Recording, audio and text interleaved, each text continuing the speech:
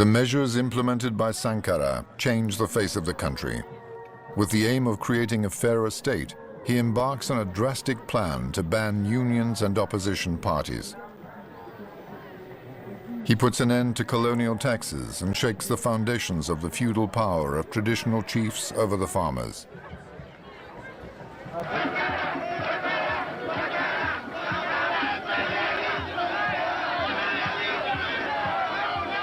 Under this apparent display of communism, Sankara educates his people through political slogans and gives them the opportunity to participate in the making of their own country.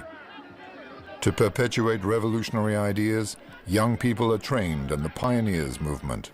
Les pionniers étaient la base de la révolution.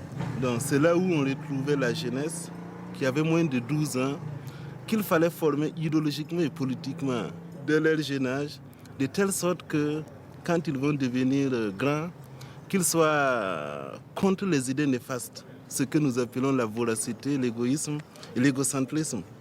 Et ils seront les acteurs purs de la révolution en ce moment. La révolution est victoire. L'échec appartient à la réaction et à la contre-révolution.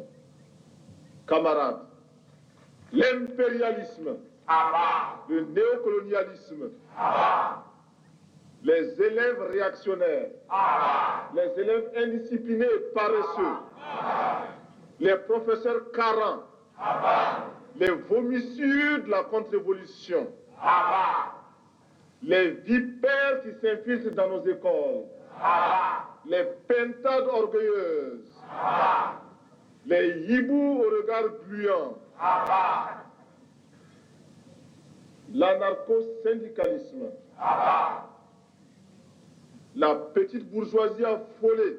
À bas, à bas, à bas. Merci camarades.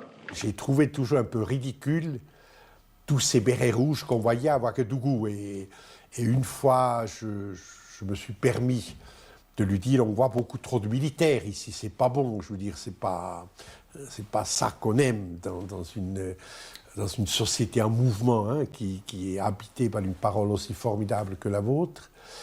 Et il a rigolé, il m'a dit « Ah, nous, on aime ça, etc. etc. » Mais vous comprenez, c'était le jeu, mais c'était pas l'imbécile militaire qui croyait en la violence ou qui croyait en la discipline ou des imbécilités de ce type. C'était conjoncturel, je crois. Quand on a une arme qui peut cracher le feu et la mort, et que l'on peut recevoir des ordres en se mettant en garde à vous devant un drapeau, sans savoir à qui profite cet ordre, à qui profite ce fusil, eh bien, on devient un criminel en puissance qui n'attend que le déclic pour semer la terreur autour de soi. Et combien de militaires sont en train de tourner dans tel ou tel pays, sur tel ou tel champ de bataille, d'amener désolation et crime, mais sans comprendre qu'ils sont eux-mêmes en train de combattre des hommes, des femmes qui luttent pour les mêmes idéaux qu'eux s'ils en avaient conscience.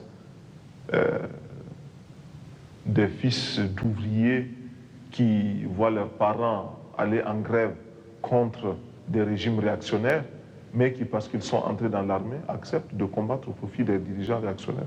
Cela existe. Donc, un militaire sans formation politique, idéologique, est un criminel en puissance.